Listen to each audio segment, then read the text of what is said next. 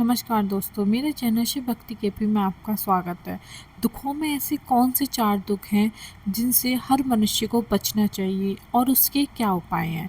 अगर आपको मेरी वीडियो अच्छी लगती है तो लाइक करें और चैनल को ज़्यादा से ज़्यादा शेयर और सब्सक्राइब करें और बने रहिए अपने चैनल शिव भक्ति केपी के साथ। धन्यवाद।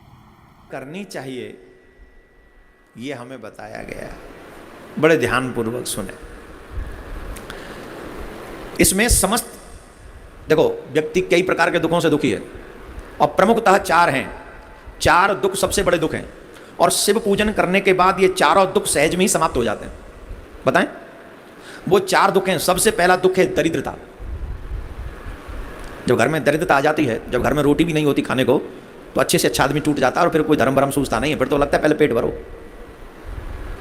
अब भूखा आदमी तड़प रहा, वो संत महात्मा त्यागी और दिव्यात्माओं की बात मैं नहीं कर रहा हूँ, वो तो फिर निराहार ही रहते हैं। वो तो वायु का आहार करते हैं, सूखे पत्तों का आहार करते हैं, कुछ भी कर लेते हैं। लेकिन जो हम जैसे तुम जैसे तुच्छ प्राणी हैं, गृहस्थी हैं, बाल गोपाल छोटे छोटे हैं, रोटी खाने को ना हो और तो कोई कहे शिव पुराण की कथा सुनो, शिव कथा सुनो।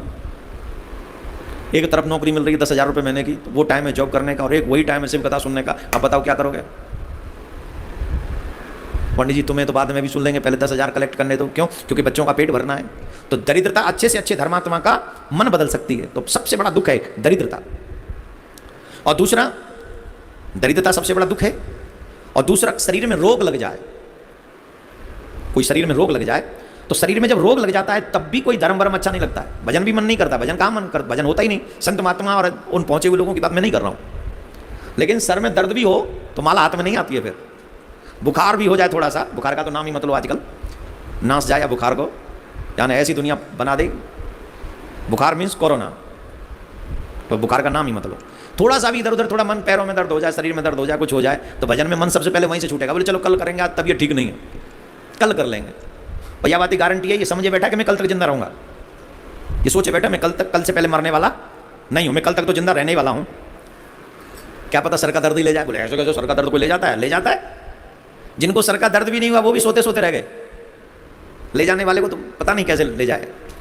तो सबसे पहले भजन छूटता है कब? जब रोग लग जाता है। पहला दुख है दरिद्रता, दूसरा दुख है रोग। जब शरीर में रोग लग जाता है फिर व्यक्ति धर्म से दूर हो जाता है। और दुख है तथा शत्रु। तीसरा, कोई शत्रु आपके पीछे पड़ जाए, कोई शत्रु आपके पीछे पड़ जाए, शत्रु आपको दुख देता रहे, यह भी तीसरा दुख है। परंतु जो शिव की पूजा करते हैं वो दरिद्रता से निवृत्त हो जाते हैं। वो रोगों से, मैं ये कथा इसलिए बता रहा हूं कि रोग जो आज हम जिसके लिए कथा कर रहे हैं कि आपके परिवारों के रोग समाप्त हो जाएं, आपके परिवारों में रोग न रहे, इसलिए मैं ये बात कह रहा हूं आपसे।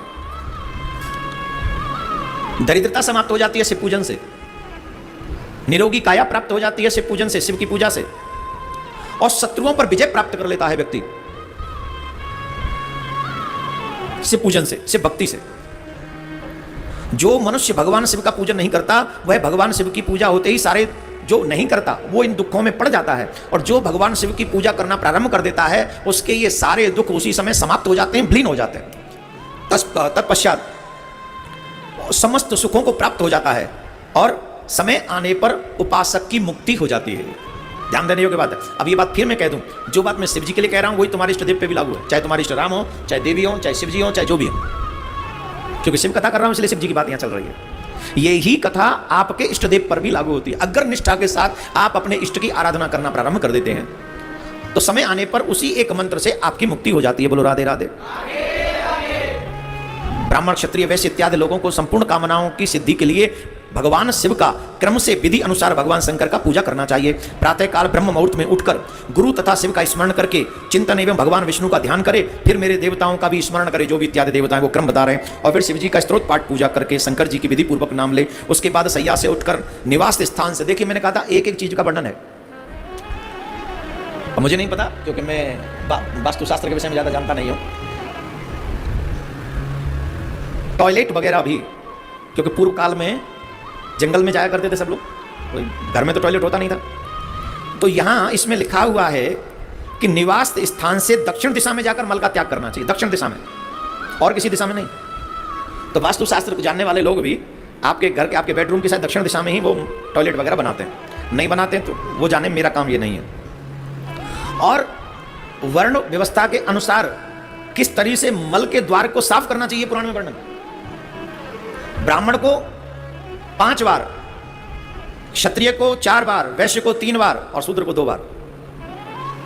पूर्ण शुद्धता का यहां पर वर्णन किया जा रहा है। और मैं ये कथा इसलिए कह रहा हूं, ये प्रसंग इसलिए कह रहा हूं कि हम लोग उसमें अशुद्धता बरतते हैं। पहले तो जल का लोटा लेके जाते थे, आजकल तो हाथ ही नहीं लगाते, ऐसे ऐसे सिस्टम आ गए। और उसी अपवित्रता के साथ हम जाके पाठ पूजा करेंगे तो ईमानदारी से बताओ, हम लोग देश से विदेशों में चले गए। आई एम सॉरी, मैं इस बात को क्लियर कर रहा हूं, जो विदेशों में मुझे सुन रहे हैं बुरा मत मानिएगा, मेरा काम है इस पुराण के सत्य को आप तक पहुंचाना। प्लीज अगर आपको अच्छा ना लगे तो उसे इग्नोर कर दीजिएगा। टिश्यू पेपर अपवित्र है, ध्यान देंगे मेरे शब्दों को, कम नहीं बोल रहा हूं, ज्यादा समझिएगा। न जल का प्रयोग होता, पूर्व काल में मिट्टी का प्रयोग होता था, फिर जल का प्रयोग होने लगा, अब टिश्यू पेपर का प्रयोग करते हैं लोग। तो अशुद्धता, पूर्ण अशुद्धता है। भोजन बनाओगे तो अशुद्ध रहेगा, भजन करोगे तो अशुद्ध रहेगा, वो उतना प्रभावी नहीं होगा।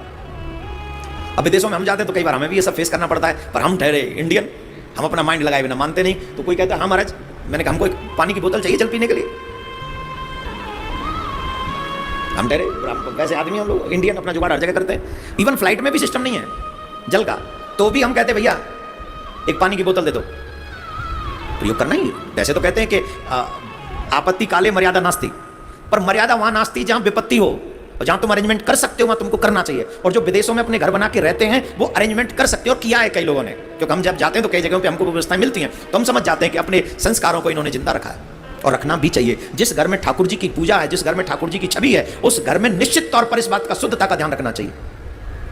जल का प्रयोग होना चाहिए शौच इत्यादि के कर्मों में। ये मैं नहीं, कैसे इसका वर्णन किया गया है आप समझो, पुराण में इसका वर्णन है, मैं पढ़ के बोल रहा हूं। ये रुद्र संहिता में वर्णन किया गया शिव पुराण में। बोलो राधे राधे, जोर से बोलना पड़ेगा, जोर से बोलना पड़ेगा। तो मल द्वार को पूर्णतः शुद्ध कैसे किया जा सकता है वो उन्होंने बताया। फिर ये तो बिल्कुल भी नहीं कर पाओगे, देखो हाथ साफ करने मिट्टी से, शौच होने के बाद में हाथ साफ करने मिट्टी से। कैसे? बाएं हाथ से 10 बार और दोनों हाथों से 7 बार मिट्टी लगा कर धोए। बाएं हाथ को साफ करने में काम करते हैं तो इसको 10 बार और फिर दोनों हाथों को 7 बार मिट्टी से धोएं, तथा प्रत्येक पैर में 3-3 बार मिट्टी लगाएं। उन्हें अपने आप को शुद्ध रखना चाहिए, हाथ धोने चाहिए।